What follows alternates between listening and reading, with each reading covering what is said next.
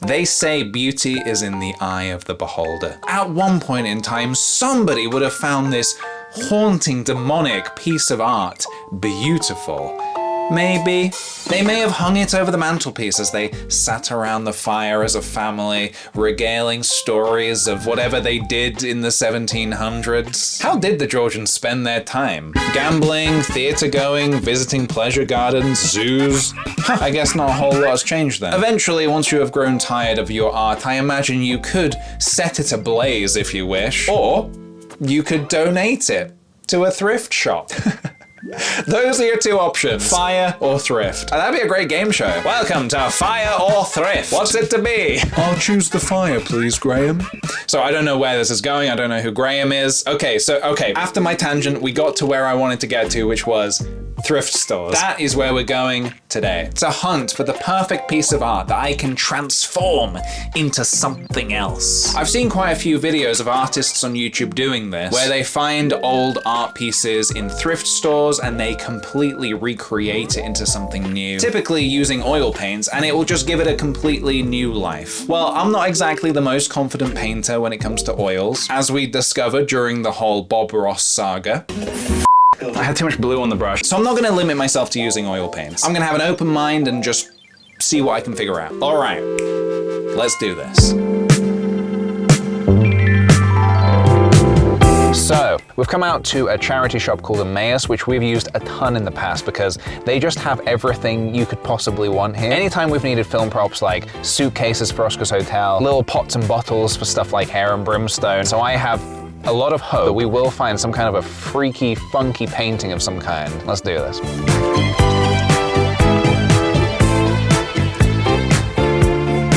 Warner Bros. Records, I'll Be Sure, featuring Slick Rick. Damn. Oh man, they got some pretty epic music. This is an oil painting, but it says IKEA painting. Is this from IKEA? It's quite nice. Very Dark Souls. Is this the Great Wall of China? Probably shouldn't deface the Great Wall of China. Oh, the thing is, this is already like really good. Also, love the dolls. Touch. Oh Jesus, am I cursed? Maybe. No batteries, doesn't work. They've got some pretty rare stuff here, actually. If I'm right in thinking, actually, yes. That is a very rare copy of Twilight right there with that's the special full art cover. Oh yeah, the graphic novel, yeah, that's worth quite a bit, actually. Gonna take that one, I think.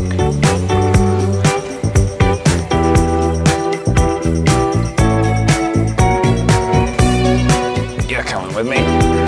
We'll see what we can do with these. All right, happy with that. I mean, there was tons of options, but I think these two are gonna be the winners. Mind your head. As expected, there was lots of really funky paintings that I wanted to try out, but those two really sparked my eye, so I'm gonna try that out and see what we can do. Seatbelts on.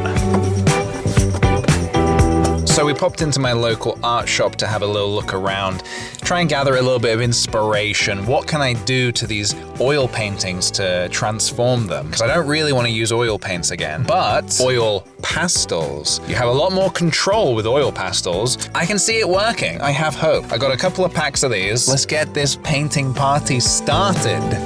Am I right? That's my car turning on. I need to get my car looked at.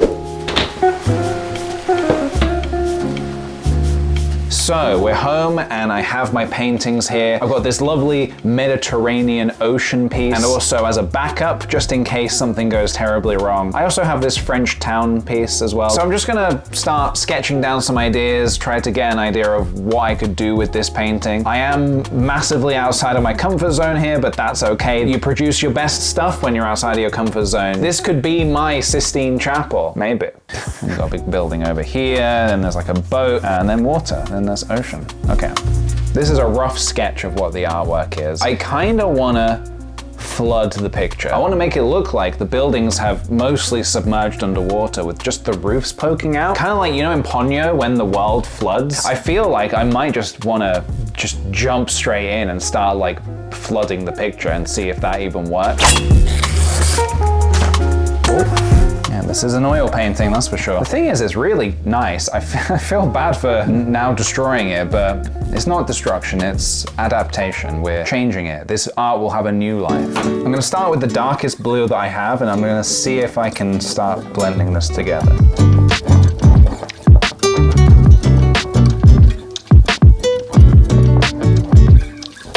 Goodbye wall, goodbye bushes.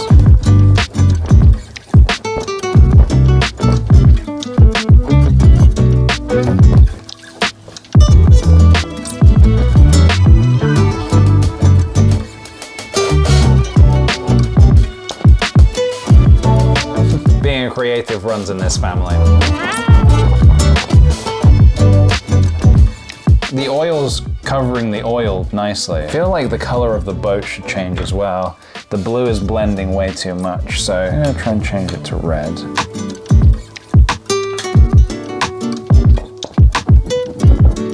The water levels have definitely risen, that's for sure. Let's start adding some things into the scene.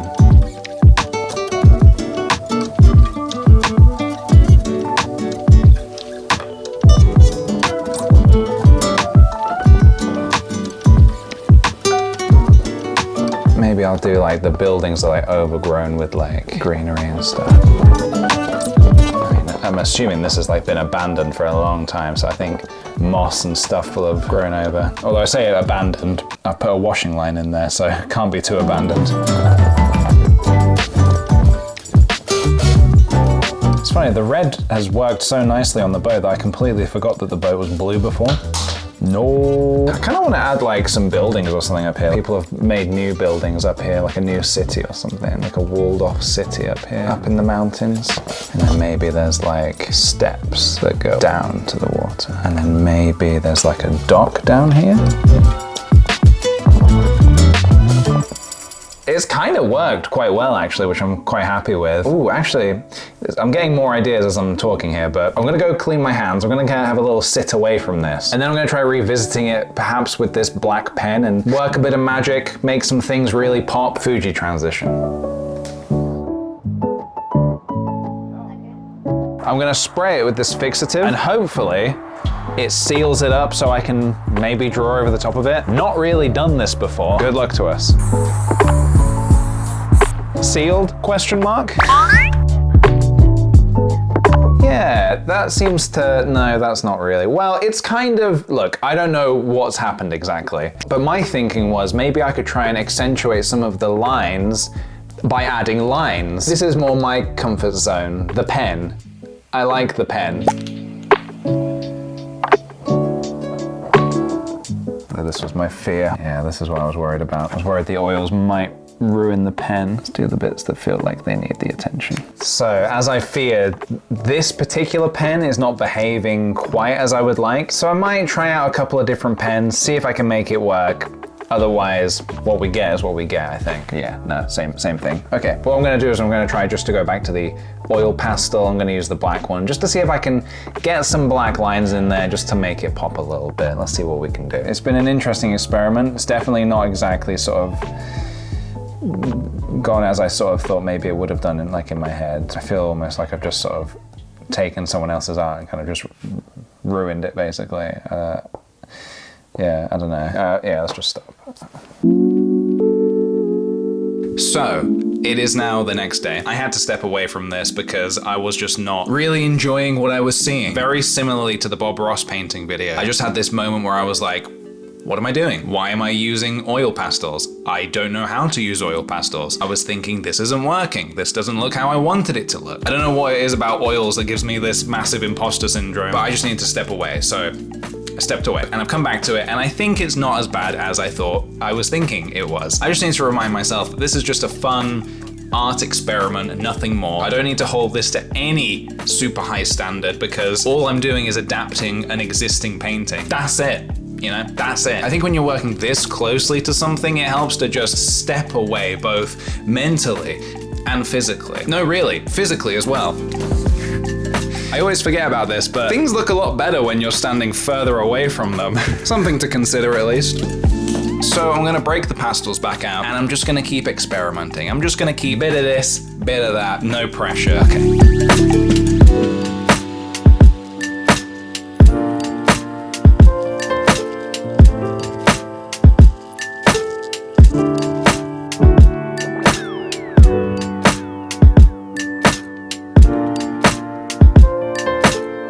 And so, I've pushed the art as far as I feel comfortable, so let's reflect. My natural instinct was to comment about all the things I hate about this, but I'm gonna try something a little different here, a little experimental. This could be a little controversial, so bear with me. I'm gonna ask myself, PJ, what do you like about this? I know. I think my favorite part is how the water has blended so seamlessly with the original. Like, you can't really tell where the original ends and mine starts, which I wasn't expecting to work as good as it did. I really like the addition of the moss and the foliage growing over the buildings. It really does make it feel like these homes have been long abandoned despite the washing line. Maybe the people just refuse to move out of their homes and they just move to the upstairs floor. Also, I really like the idea of the hot air balloons. Even if they did turn out a little bit splodgy, maybe in this dystopian flooded world, people had to resort to living in the skies in hot air balloons. Could you imagine what it would be like to live in a hot air balloon? Well, tune into next week's video to find out. Okay, if we do want to make a negative comment, what's it gonna be? Is it gonna be about the penguin-ass looking seagull? The ship that perspective-wise would be absolutely humongous? The boys, where the perspective doesn't really make a whole lot of sense? Oh, what one thing am I gonna say something bad about? You know, you know what, let's just not. We'll just let it speak for itself, okay? Despite this being a little bit of an internal nightmare for me whilst making this, I would very much recommend this for any artists who want to give it a try. It was really nice having this blank, no. I was gonna say this blank canvas. It was the very opposite of a blank canvas. It couldn't be less of a blank canvas. It was nice to have a template to start with that you can just build upon and adapt. And the cool thing about it is that visually, it now tells a very different story. I really hope you enjoyed this video. If you did, please give it a like and subscribe to my channel for more videos. Also, let me know in the comments if there's any more art-themed challenges you'd like to see me take on. All right, guys, stay rad and I'll see you in the next video where I'm apparently going to be living in a hot air balloon. Uh-oh. Yeah, I'm not doing that.